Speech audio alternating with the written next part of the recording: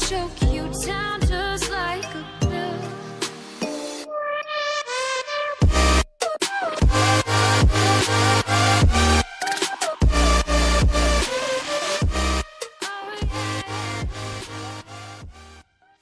Hello guys and welcome back to Avengers. तो Avengers के पिछले एपिसोड में आपने देखा कि नमोर ओशन की प्रोटेक्शन करने के लिए कसम खाता है, इसलिए वो पानी के नीचे रहने वाले ताकतवर जीवों का एक ग्रुप बनाता है जिसे वो कहता है the defenders of the deep. Siberia का एक लेबर कैंप। एक छोटा सा सोल्जर अपने मेजर के लिए एक लेटर लेकर आता है जो कि खुद मिनिस्टर ऑफ जस्टिस और प्रेसिडेंट ने भेजा है। इस लेटर के अंदर मेजर के हर गुनाह को माफ कर दिया गया है। तो मेजर बोलते हैं, गुनाह?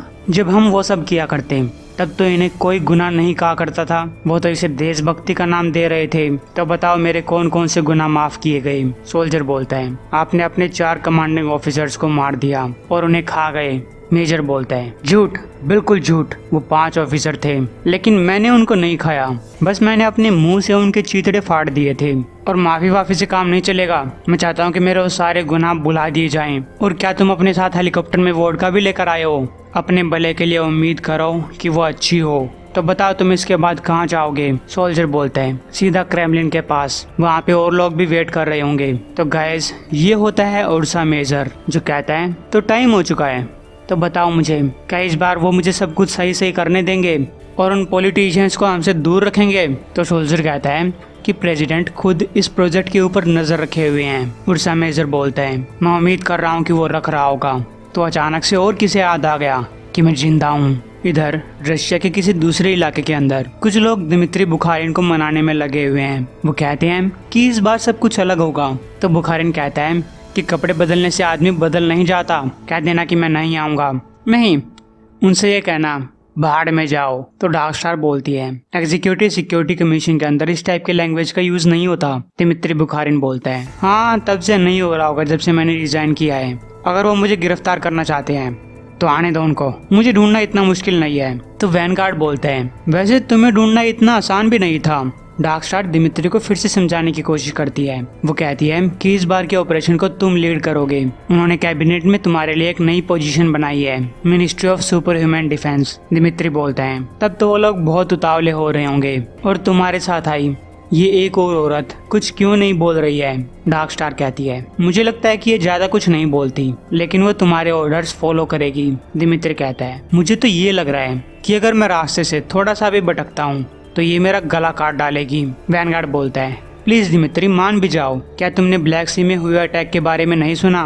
उन्होंने सबमरीन्स को बीच में से फाड़ डाला था। तो दिमित्री को ना चाहते हुए भी हाँ बोलनी पड़ती है क्योंकि बाकी लोग समझाते हैं कि ये वर्ल्ड पहले से ज्यादा खतरनाक बन चुका है। रशिया को उसके महान हीरोज की जरूरत है और विंटर गार्ड को तुम्हारी जरूरत है।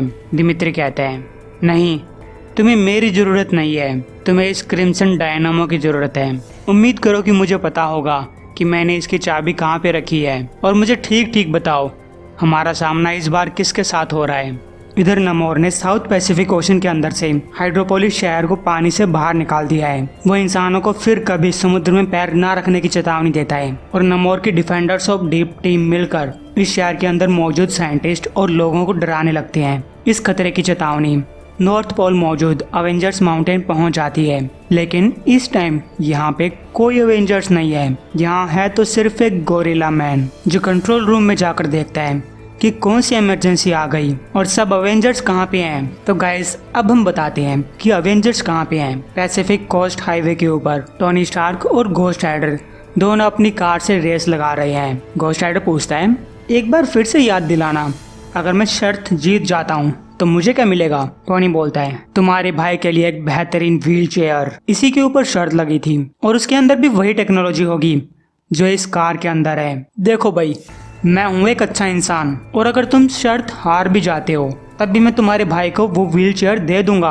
घोस्ट राइडर बोलते हैं, माफ करना मिस्टर स्टार्क, लेकिन इस वर्ल्ड की कोई भी टेक्नोलॉजी हेलफायर हॉर्स पावर का मुकाबला नहीं कर सकती। लेकिन चिंता मत करो, तुम्हारे हारने के बावजूद भी मैं तुम्हारे डैड तक तुम्हारा मैसेज पहुंचा दूंगा। लेकिन इन दोनों की रेस तब बीच में रुक जाती है जब इनको अवेंजर्स माउंटेन से एक वार्निंग मिलती है। घोस्ट राइडर बोलता है मुझे लगता है कि फिर कभी रेस करनी पड़ेगी। जिस पे टोनी बोलता है जो माउंटेन पहले पहुंचेगा वो जीतेगा। इधर समुद्र के अंदर कैप्टन मार्वल और थोर हेलिकैरियर के बचे खुचे टुकड़ों को पानी से बाहर निकालने में लगे हुए हैं। कैप्टन मार्वल थोर से उसके और जेनिफर के बारे में पूछती है, लेकिन थोर इसके बारे में खुलकर बात नहीं करना चाहता। कैप्टन मार्वल पूछती है क्या तुम दोनों के बीच में कुछ चल रहा है? क्या तुम दोनों टीम अप करने वाले हो? थोर बोलते हैं अरे नहीं, हमारे बीच में कुछ नहीं चल रहा।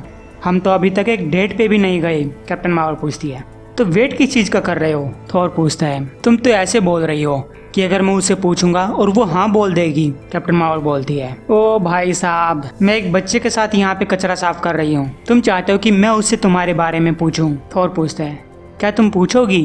कैप्टन मार्वल बोलती है वाओ, तुम तो बहुत उतावले हो रहे हो। ठीक है, मैं तुम्हें बचाऊंगी, लेकिन तुम्हें मुझे टैकोस खिलाने पड़ेंगे। तभी इनको भी अवेंजर्स माउंटेन से वार्निंग मिलती है। इधर वकांडा में ब्लैक पैंथर जेनिफर से पूछ रहा है अपनी आंखें बंद करो और अपना दिमाग खोलो, मैं चाहता हूँ कि तुम मुझे बताओ कि तुम्हें क्या दिखाई दे रहा है। जेनिफर बोलती है मुझे अपना खुद का चेहरा मेरी तरफ मुस्कुराता हुआ दिखाई दे रहा है। तो चाला कहता है अगले वाला टेस्ट इससे मुश्किल होने वाला है। तो जेनिफर बोलती है मैं तुम्हारा हर टेस्ट पास कर सकती हूँ, बस मैं ये नहीं समझ पा रही कि अगला टेस्ट अगर मुश्किल होने वाला है तो मैं इन फैंसी कपड़ों में क्या कर रही हूँ। तो ब्लैक पैंथर कहता है कि तुम्हें अगले टेस्ट के तौर पे अवेंजर्स की तरफ से एक प्रेस कॉन्फ्रेंस करनी होगी, वो भी बिना गुस्सा हुए। लेकिन तब इनको भी अवेंजर्स माउंटेन से वार्निंग मिलती है। वाशिंगटन डीसी के अंदर थंडरबोल्ट रॉस कैप्टन अमेरिका से पूछ रहा है तो ब्लैक पैंथर अवेंजर्स का चेयरमैन बन चुका है, तुम्हें क्या लगता है कि यहाँ मौजूद लोग इस बात के ऊपर किस तरीके से रिएक्ट करेंगे? कैप्टन अमेरिका बोलता है वैसे मुझे अच्छी तरीके से पता है कि यहाँ मौजूद लोग किस तरीके से रिएक्ट करने वाले हैं। थंडरबोल्ट कहता है देखो इसमें कोई बड़ी बात नहीं है, तुमने अमेरिका का झंडा पहना हुआ है और तुमने जरा सा भी नहीं सोचा कि हमें इस बारे में थोड़ी सी जानकारी भी दी जाए। कम से कम एक प्रेस कॉन्फ्रेंस करके हमें जानकारी तो देनी ही चाहिए थी। कैप्टन अमेरिका बोलता है देखो मैं तुम्हें एक और जानकारी दे रहा हूँ, मैं तुम्हारे लिए काम नहीं करता और अवेंजर्स किसी देश के लिए काम नहीं करते, हम अर्थ के लिए काम करते हैं। थंडरबोल्ट कहता है देखो तुम्हारा भाषण बहुत बढ़िया है, लेकिन जहाँ तक मैं सोचता हूँ अमेरिका ही अर्थ है और अगर अमेरिका अवेंजर्स के ऊपर यकीन नहीं कर सकती तो मुझे डर है कि कैप्टन अमेरिका उसे बीच में ही रोकते हुए बोलता है तुम हमारे ऊपर यकीन कर सकते हो कि हम अवेंजर्स की तरह काम करेंगे, लेकिन अगर तुम हमारे रास्ते में रोड़ा अटकाना चाहते हो तो मैं तुम्हें चेतावनी दे रहा हूँ, मैं तुम्हारे लिए हल्क से भी ज्यादा खतरनाक बनकर दिखाऊंगा। और फिर कैप्टन अमेरिका जाने लगता है। हालांकि कुछ एजेंट्स थंडरबोल्ट से कहते हैं हम कैप्टन को इस तरीके से नहीं जाने दे सकते, लेकिन थंडरबोल्ट रोज कहता है अवेंजर्स हमारे हाथ से निकल चुके हैं, अब हमें प्लान बी के ऊपर काम करना होगा, मेरे लिए उस एजेंट को बुलाकर लेकर आओ। और फिर कैप्टन अमेरिका अपनी मोटरसाइकिल पर निकल लेता है। उसे भी अवेंजर्स माउंटेन से वार्निंग मिलती है और वो अपने सबसे पास के टेलीपोर्टर की तरफ चला जाता है। वो उम्मीद कर रहा है कि जो भी कुछ खतरा हो उसे अपना गुस्सा निकालने का मौका मिले। इधर नमोर कह रहा है अपनी गवर्नमेंट्स को बता देना, अपनी नेवीज को बता देना, उन एनर्जी कंपनीज को बता देना जिन्होंने समुद्र को काला कर दिया है, वो लोग फिर कभी समुद्र के अंदर पैर नहीं रख सकते। और तभी अवेंजर्स नमोर के पास पहुंच जाते हैं। ब्लैक पैंथर नमोर से बात करना चाहता है, लेकिन नमोर इनके साथ बिल्कुल भी बात नहीं करना चाहता। कैप्टन बोलते हैं हम अटलांटिस के साथ शांति बनाए रखने की बहुत कोशिश कर रहे हैं, तुमने उन रॉक्सॉन गनमैन को मार दिया और अपने दोस्त स्टिंगरे को लगभग मार ही दिया होता। नमोर कहता है मैंने उनको मारा नहीं, उनको सजा दिलाई है, उनको न्याय दिलाया है, लेकिन वो न्याय मेरी तरफ से नहीं ओशन की तरफ से था और मेरे सरफेस वर्ल्ड के कोई दोस्त नहीं है। ब्लैक पैंथर कहता है अच्छा तो यहाँ पे तो बेटा ओशन इन लोगों को खतरे में नहीं डाल रहा, यहाँ पे तो तुम इन लोगों को डरा रहे हो और अपने साथ इन पागलों और क्रिमिनल्स की टीम लेकर आए हो जिनको तुम डिफेंडर्स कह रहे हो। नमोर कहता है ये लोग घुसपैठ कर रहे हैं और तुम लोग भी घुसपैठ कर रहे हो, इनको ले जाओ और कभी वापस मत आना। ब्लैक पैंथर कहता है अभी के लिए हम शांति से जा रहे हैं, लेकिन ये वर्ल्ड इस बात को नहीं मानेगा, तुम इस वर्ल्ड के सारे ओशंस के ऊपर कंट्रोल नहीं कर सकते। तभी कुछ पिरानास एक आदमी को खाने वाले होते हैं और नमोर उनको रुकने के लिए बोल भी देता है। फिर भी कैप्टन अमेरिका और थोर उन पिरानास के ऊपर हमला कर देते हैं और इसी के साथ लड़ाई की शुरुआत हो जाती है।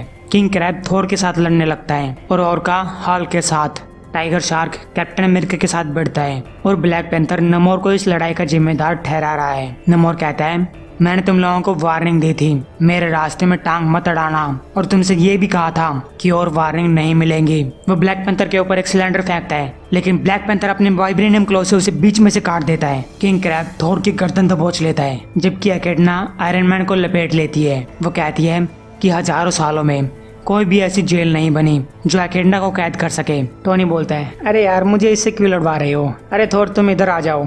और क्या बोल रहा है, यार तुम्हें जब टच करता हूँ तो इतनी जलन जलन क्यों होती है, तुम कौन से टाइप की हल्क हो। शी हल्क कहती है, सबसे बुरे वाली, जो जलती है, स्मैश करती है और फटती है, यहाँ तक कि मुकदमे भी लड़ती है। कैप्टन मार्वल मैनोवार से लड़ते हुए एंड्रोमेडा से कह रही है, तुम नमोर के गुस्से के साथ बही जा रही हो। एंड्रोमेडा कहती है, तुम गुस्सा देखना चाहती हो तो ब्लड टाइड को देखो, वो अटलांटिस की सबसे खुश लड़की थी, लेकिन जो तुमने पानी में गंदगी फैलाई उससे ब्लड टाइड वाटर विच में कन्वर्ट हो गई। तो guys blood tide Ghost Rider के साथ लड़ रही है और घोस्ट राइडर का लड़ने का इतना एक्सपीरियंस है नहीं, तो वो बेचारा डर सा जाता है। ब्लैक पैंथर नमोर को समझाने की कोशिश कर रहा है। वो कहता है कि ये सब लोग तुम्हारी वजह से मारे जाएंगे, लेकिन नमोर कहता है, नहीं तुम मारे जाओगे और ये लोग देखेंगे। तभी कैप्टन अमेरिका नमोर के थोपड़े पे अपनी शील्ड मारता है और कहता है, तुम एक एवेंजर को मारना चाहते हो तो आओ मारो मुझे। नमोर कहता है, यहाँ कोई मजाक नहीं हो रहा, ये एक नया वर्ल्ड ऑर्डर है। अगर हमें ओशन को बचाने के लिए तुम्हारे साथ एक लड़ाई भी लड़नी पड़े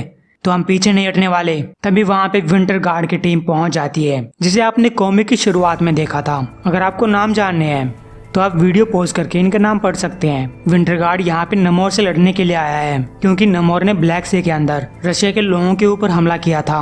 उर्सा मेजर ब्लैक पैंथर से कहता है, साइड हट जाओ छोटे पुसी कैट, एक असली जानवर को चीजों को संभालने दो। पेरून चर्नाबॉग, नमोर को गिरफ्तार कर लो। नमोर कहता है, अवेंजर्स या फिर रशियन सुपर सोल्जर्स, तुम्हें जितनी आर्मी भेजनी है भेज लो, इनकी लाशों की वजह से पानी की गहराई थोड़ी सी कम हो जाएगी। तो गाइस विंटर गार्ड की टीम भी अवेंजर्स के साथ इस लड़ाई में शामिल हो जाती है, जबकि रेड विडो एक जगह पे बैठकर ये सब देख रही होती है। और जब ये लड़ाई चल रही थी तब क्रिम्सन डायनामो की नजर रेड विडो के ऊपर पड़ती है, जो कि एक कोने में अकेली बैठी हुई है। पेरून यानी कि गॉड ऑफ स्टॉर्म और चर्नोबॉग यानी कि गॉड ऑफ डार्कनेस एक साथ मिलकर नमोर के ऊपर हमला करते हैं, लेकिन फिर ये दोनों आपस में ही लड़ने लगते हैं। पेरून चाहता है कि वो अकेला नमोर को हराएगा और चर्नोबॉग भी यही चाहता है। क्रिम्सन डायनामो इन दोनों को लड़ने से मना करता है। तभी हल्क इन दोनों की लड़ाई के बीच में आ जाती है ताकि ये दोनों गॉड्स लड़ना बंद कर सकें, लेकिन इससे उर्सा मेजर को गुस्सा आ जाता है। वो थोर के साथ लड़ने लगता है। वैनगार्ड कैप्टन अमेरिका के साथ लड़ने लगता है। वो चाहता है कि एवेंजर्स यहाँ से चले जाएं, लेकिन कैप्टन अच्छी तरीके से समझता है कि ये विंटर गार्ड के बस की बात नहीं है। हल्क इन दोनों गॉड्स को लड़ने से रोक रही है। तभी क्रिम्सन डायनामो हल्क के ऊपर हमला कर देता है ताकि हल्क को ज्यादा तबाही मचाने से रोक सके। और इस बात के ऊपर आयरन मैन और क्रिम्सन डायनामो एक दूसरे के साथ लड़ने लगते हैं। वॉस्टॉक ब्लैक पैंथर के साथ लड़ रहा है, लेकिन भाई साहब नमोर के साथ कौन लड़ रहा है। इधर घोस्ट राइडर इस लड़ाई से थोड़ा सा ब्रेक लेना चाहता है, इसीलिए वो रेड विडो के पास आकर बैठने की सोचता है, लेकिन रेड विडो घोस्ट राइडर के ऊपर हमला कर देती है। चलो इन दोनों के बीच भी लड़ाई शुरू हो गई। कैप्टन मार्वल डार्क स्टार को समझाने की कोशिश कर रही है, लेकिन डार्क स्टार चाहती है कि कैप्टन मार्वल उनकी लड़ाई के बीच में ना आए। तभी कुछ पिरानास जो कि आम इंसानों को खाने वाली होती हैं, नमोर आकर उन पिरानास को मार डालता है और डिफेंडर्स ऑफ डीप से कहता है कि हम यहाँ से जा रहे हैं। अवेंजर्स उनको जाने देते हैं। विंटर गार्ड के 2 गॉड्स पेरून और चर्नोबॉग घायल है। उर्सा मेजर चलाता है, इसमें तुम्हारी गलती है अवेंजर्स, अगर तुम लोगों ने रास्ते में टांग ना अड़ाई होती तो इस टाइम नमोर हमारी जेल के अंदर होता। कैप्टन अमेरिका बोलता है, पिछली बार तुम जेल के अंदर थे और अगर तुम इस टाइम क्रेमलिन के लिए काम कर रहे हो तो वो जल्दी तुम्हें फिर से जेल के अंदर डाल देगा। उर्सा मेजर कहता है, हम रशियन लोगों के लिए काम कर रहे हैं, जाओ वकांडा चले जाओ और हमारे देश को हमारे ऊपर छोड़ दो। आयरन मैन क्रिम्सन डायनामो को समझाने की कोशिश करता है, हालांकि वो इतना नहीं समझता। तभी रेड विडो क्रिम्सन को रुकने के लिए बोलती है और कहती है कि ऑपरेशन खत्म हो चुका है, हम यहाँ से जा रहे हैं। तो क्रिम्सन बोलता है, 1 मिनट, ये ऑर्डर मैंने तो नहीं दिया, शायद तुम भूल रही हो, इस टीम का लीडर मैं हूँ। रेड विडो कहती है, चुपचाप मॉस्को की तरफ चलते रहो, नहीं तो मैं तुम्हारे सूट के अंदर अभी धमाका करवा सकती हूँ। तो विंटर गार्ड की टीम वहाँ से चली जाती है और अपने हीरोज हाइड्रोपोलिस शहर और उसके लोगों को समुद्र से बाहर ले चलते हैं। गोरिल्ला मैन हाइड्रोपोलिस शहर को अपनी तरफ आता हुआ देखता है। खैर हाइड्रोपोलिस को बचा लिया जाता है। इधर जनरल रोस इस टाइम पे अमेरिका के प्रेसिडेंट के तौर पे काम कर रहा है। वो एजेंट जनरल रोस के पास आ चुका है, जो पहले शील्ड के लिए काम किया करता था, लेकिन अब शील्ड तो है नहीं। तो एजेंट पूछता है कि मुझे यहाँ पे क्यों बुलाया गया है। जनरल रोस कहता है, हमारे देश के सामने एक बहुत बड़ी मुसीबत आ चुकी है और तुम्हें उसका सोल्यूशन निकालना है। हमारे पास शील्ड नहीं है, अवेंजर्स नहीं है और हमारा देश मुसीबत में है, हम और कुछ नहीं खो सकते। मैं उम्मीद कर रहा हूँ कि तुम्हारे पास इसका सोल्यूशन जरूर होगा। तो एजेंट बोलता है, मुझे लगता है कि मैं इसका सॉल्यूशन पहले ही निकाल चुका हूँ। और गाइस ये एजेंट है एजेंट फिल कार्लसन। और अब जब अवेंजर्स नहीं है तो फिल काउसन अमेरिका के लिए एक नई टीम बनाता है जिसका नाम है स्क्वाड्रन सुप्रीम ऑफ अमेरिका। अगर आपको स्क्वाड्रन सुप्रीम के बारे में और भी कुछ जानना है तो आप कार्टून फ्लिक्स का स्क्वाड्रन सुप्रीम वाला वीडियो देख सकते हैं। कुछ टाइम बाद घोस्ट राइडर के भाई को वो व्हील चेयर मिल जाती है जो उसे आयरन मैन देने वाला था और अब आयरन मैन गेब का सबसे फेवरेट एवेंजर बन चुका है। इसके बाद रॉबी बाहर जाता है और सोच रहा है जिस टाइप की मेरी किस्मत है कोई मुझसे इस कार को चुराने की कोशिश करेगा और तब ये हेल चार्जर उसे जिंदा खा जाएगी। इसके बारे में अभी बहुत कुछ है जो मैं नहीं समझ पा रहा हूँ। मेरा इस कार के साथ क्या कनेक्शन है? पहले तो यह कभी चुप नहीं रहा करती थी और अब तो इस तरीके से बिहेव कर रही है कि जैसे कुछ डरी डरी सी हो। लेकिन एक कार को भला कौन डरा सकता है? तभी ओडिन उसके सामने आता है और गेब के पेट में अपना भाला मारकर बोलता है, मैं तुम ही हत्यारे को ढूंढ रहा था। The spirit of vengeance. बहुत सालों पहले हम दोस्त हुआ करते थे लेकिन अब मैं यहाँ बदला लेने आया हूँ, तुमसे बदला जो कुछ तुमने किया। घोस्ट राइडर ओडिन के ऊपर हमला कर देता है। वो कहता है, तुम जो कोई भी हो तुमने गलत घोस्ट राइडर को पकड़ लिया है। ओडिन बोलता है, नहीं, मैं तुम्हें ही ढूंढ रहा था। मैं तुम्हारे पापा को देख चुका हूँ और तुम्हारी हेल कैरियोट को भी। क्या तुम्हें सच में लगा था कि तुम्हारे पापों के बारे में किसी को पता नहीं चलेगा? घोस्ट राइडर बोलता है, अरे मेरे पापों के बारे में तो मुझे खुद को नहीं पता, तुम्हें बता दो मुझे। और गाइस इतना हमला होने के बावजूद भी घोस्ट राइडर जिंदा खड़ा है। ओडिन बोलता है, तुम एक हत्यारे हो और मैं तुम्हें इसी तरीके से काट डालूंगा जैसे तुमने उस स्टार ब्रांड को काटा था। घोस्ट राइडर कहता है, उसने पहले मेरे ऊपर हमला किया था, तुम तो मुझे उससे भी ज्यादा पागल दिखाई दे रहे हो। ओडिन बोलता है, तुम दोनों हमेशा एक दूसरे का गला पकड़ने में लगे रहते थे लेकिन मुझे कभी नहीं लगा कि ये नौबत आ जाएगी। वो हर लड़ाई में तुम्हारा साथ दिया करता और फैमिली से ज्यादा इम्पोर्टेंट कोई चीज नहीं होती। अब मैं तुम्हें मौत का श्राप देता हूँ, लेकिन इससे पहले कि ओडिन उसे मार पाता, घोस्ट राइडर बोलता है, रुको, मैंने उसे नहीं मारा या फिर मैं उसे मारना नहीं चाहता था। वो आउट ऑफ कंट्रोल हो चुका था, बिना बात पे मेरे ऊपर हमला कर रहा था, अपने आसपास के हर किसी के ऊपर हमला कर रहा था। उसे रोकने के लिए मैंने उसकी आंखों में घूरा लेकिन मुझे नहीं पता था कि मैं घूर भी सकता हूँ और वो तो फट गया, बेचारा मर गया। ओडिन बोलता है, तो वो आउट ऑफ कंट्रोल हो चुका था फाइनल होस्ट के आने से पहले। घोस्ट राइडर बोलता है, मुझे लगता है कि वो फाइनल होस्ट के आने के बारे में जानता था, वो मुझे वार्निंग देना चाहता था। ये सुनकर ओडिन का गुस्सा थोड़ा शांत हो जाता है। वो कहता है कि स्टार ब्रांड डरा हुआ था और उसके डर ने उसे पागल कर दिया। तो ठीक है, तुमने उसे नहीं मारा, उसे मैंने मारा था क्योंकि मैंने 1 मिलियन साल पहले उस सेलेस्टियल को मारा था। और तभी ओडिन उल्टियाँ करने लगता है और इससे घोस्ट राइडर को साफ साफ पता चल जाता है कि ओडिन ने शराब पी रखी है। इसके बाद ये दोनों बैठकर बातें करने लगते हैं। ओडिन उसे सबसे पहले घोस्ट राइडर के बारे में बताता है। उसे सुनकर रॉबी को काफी अजीब लगता है। ओडिन कहता है, एक राइडर के तौर पे तुम्हें अपनी लेगेसी के बारे में पता होना चाहिए। घोस्ट राइडर कहता है, मैं दूसरे घोस्ट राइडर से बहुत अलग हूँ, मैंने कभी डेविल के साथ कोई डील नहीं की, मैं बस मर गया था और इस कार ने मुझे फिर से जिंदा कर दिया। तो ओडिन कहता है कि राइडर्स हमेशा अलग होते हैं लेकिन उनके अंदर एक चीज सेम रहती है। तुमने एक डील की थी, फिर चाहे तुम्हें याद हो या ना हो, और जल्दी तुम्हारे सामने कोई बुरी चीज आने वाली है। सवाल ये है कि तुम्हारी सोल के पास क्या तब तक कुछ बच पाएगा या तुम्हारे अंदर का मॉन्स्टर तुम्हारी सोल खा जाएगा? रॉबी पूछता है कि उस पहले वाले घोस्ट राइडर के साथ क्या हुआ था? ओडिन कहता है, हम काफी लंबे टाइम तक एक साथ रहे, हमारे बाकी दोस्तों के साथ, ऐसे इंसान जो गोड्स जितने पावरफुल थे, और हमारे साथ एक जादूगर भी था। उस टाइम पे हमने काफी सारे एडवेंचर्स किए, कई बार इस अर्थ को बचाया। और अगर तुम मुझसे ये जानना चाहते हो कि उन महान हीरोज के साथ क्या हुआ तो मैं अभी इसके बारे में नहीं बताना चाहता।